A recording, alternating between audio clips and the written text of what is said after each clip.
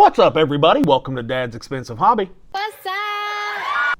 Today we are taking a look at the Skibidi Toilet Dark Speakerman. This is the second figure in that Series 1 wave of theirs that I have taken a look at. It was actually all right for what it was. Let's look at its box really quick because they've got kind of an interesting box. A little bit of too small a window for my taste. I like a little bit more so some more light can get in, but some interesting, whatever that is, image down there, image of a different type of figure, and on the back it shows us all four of them in this wave. But that's enough about this box. Let's get him out of the box and take a closer look at him. All right, fresh out of the box.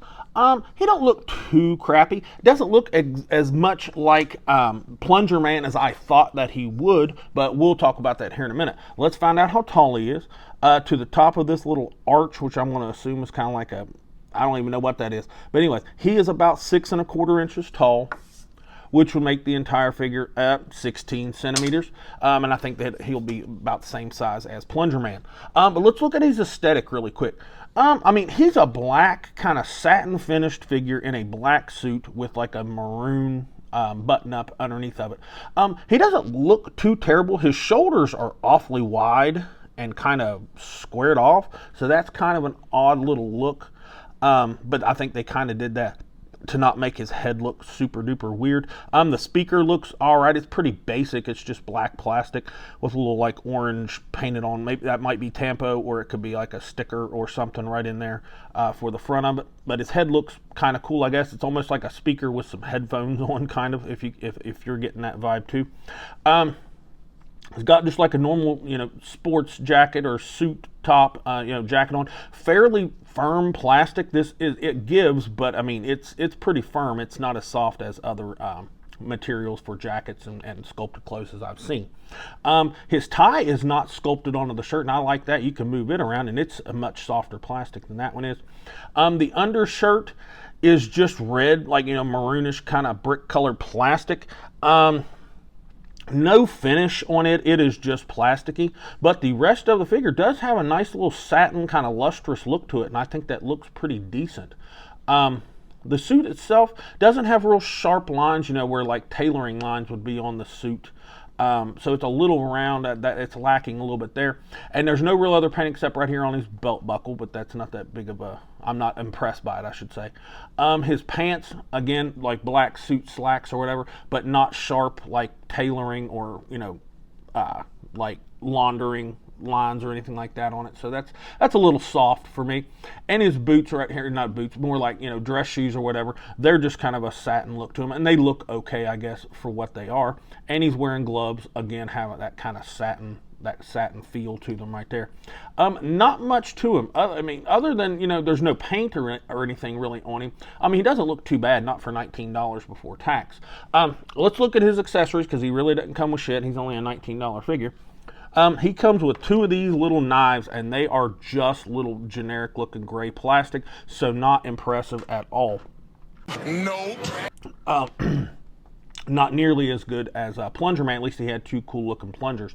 None of them come with an extra head or anything, but for $19, I don't know, maybe we could have got something other than just 2 little knives, but whatever. It's not too horrible. Let's stand him next to Plunger Man really quick and see how they match up. See how much sharper Plunger Man looks. His suit has much sharper like tailoring lines and stuff, and they are not the same figure. This is not the same torso. This is not the same jacket. The arms from like the bicep down are probably the same arms, and the hands are obviously the same hands, but I think they've even got different shoulders, because right through here it is rounded, where right through here it has that like bladed cap kind of look to it. Could just be retooled slacks, but I don't even think the legs are the same, because again, he has that much more like prominent, like ironed, creased, tailored look to the slacks, where this is much softer looking. And the boots, their shoes or whatever, they're the same shape, but Plunger Man has like laces and eyelets on his shoes, and this one is very just very plain. They both look good as far as that satin finish, but there's not a whole lot to them, but for $19, why would there be? Let's look at him next to some other lines that are kind of 6-inch-ish figures. Here he is next to the SH Figuarts superhero Goku, and he's taller than him, and that makes sense. Here he is next to the Marvel Legends Cowboy Wolverine, and that looks kind of cool, I suppose. Here he is next to the Marvel Legends Boxers Deadpool. I can't talk today, I apologize. But they look all right, I guess, about the same height. And here he is next to the Marvel Legends Daken from the Dark Avengers wave that they just released. And that looks all right, too.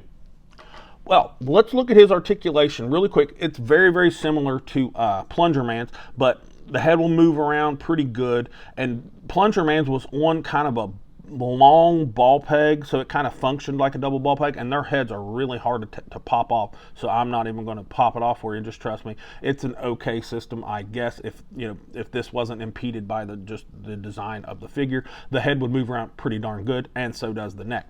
Now the shoulders, they'll go out to 90, not too terrible, and you get full rotation out of them. There's a bicep swivel, pinless double jointed elbows that don't really have the best range, and this pinless systems, they don't normally look that great.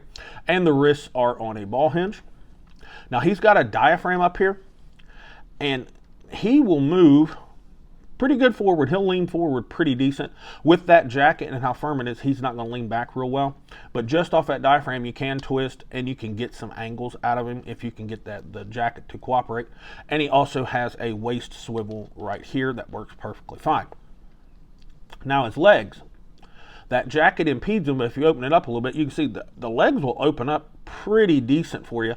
They're that soft plastic that a lot of places have been using now, and I don't really like it. I feel like I'm going to pop him off at the thigh swivel if I force him too much. But he'll kick forward to about right there. I don't know how athletic or whatever this Skibidi Toilet stuff is supposed to be. And he has got Dark Speaker Man booty, and it is hard plastic, so he is not kicking back at all.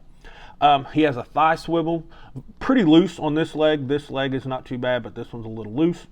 Pinless double jointed knee, perfectly functional, and it's got a nice proportion, so I do like that. No shin swivel. The entire ankle is a hinge down there, and I kind of like it. Kind of don't, looks a little cut above it. You see that? That's a little obvious. I'm not a big fan of that, but it'll go all the way down, go all the way up, and it'll give you a nice ankle rocker. That works very, very nice. I just don't really like the look of it at the bottom of those pants. Peg holes in the bottoms of his feet, and no toe hinge, and I don't give a shit. That's really about all I've got for the Skibidi Toilet Dark Speaker Man here. I'm going to give him a C. The other one, I like the other one a little bit better. The accessories were better, and he just had an overall better look. I'm still giving this one a C, but I guess I shouldn't hold the other one's overall look, because that could have just been a design thing. But anyway, that's all I've got for Skibidi Toilet Dark Speaker Man here. If you have not subscribed, pause the video, scroll down, give us a like, give us a comment, subscribe, share, all that good stuff. And with all that said, this has been Dad with Dad's Expensive Hobby, and I'll talk to you all in the next video.